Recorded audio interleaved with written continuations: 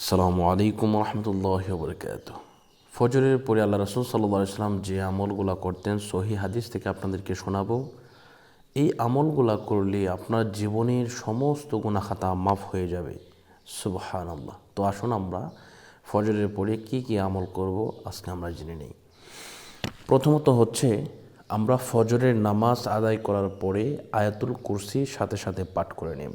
আয়াতুল কুরসি কেমন? এইভাবে পড়বেন: أعوذ بالله من الشيطان الرجيم بسم الله الرحمن الرحيم الله لا إله إلا هو الحي القيوم لا تأخذه سنة ولا نوم له ما في السماوات وما في الأرض من ذا الذي يشفع عنده إلا بإذنه يعلم ما بين أيديهم وما خلفهم ولا يحيطون بشيء من علمه إلا بما شاء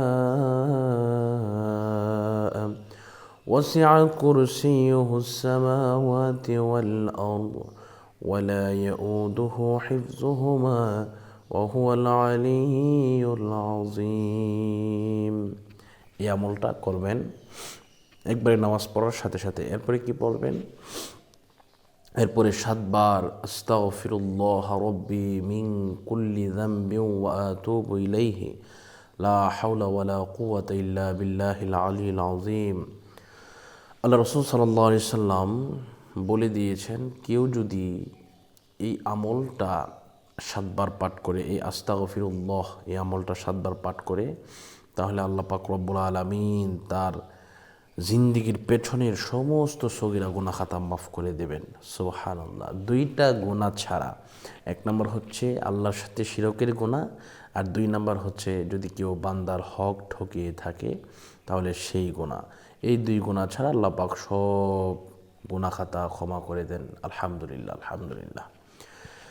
এরপরে যে আমলটা করবেন, এই আমলটার উপরে আর কোনো আমল নেই। সহিহ হাদিসের মধ্যে বর্ণিত রয়েছে, সারা পৃথিবীকে যদি এক পাল্লার মধ্যে রাখা হয় আর এই আমলটাকে এক পাল্লার মধ্যে রাখা হয়, এরপরেও এই আমলের ভারী তুলনা অনেক বেশি। সুবহানাল্লাহ, সুবহানাল্লাহ। তো আসুন আমরা এই আমলটা করি।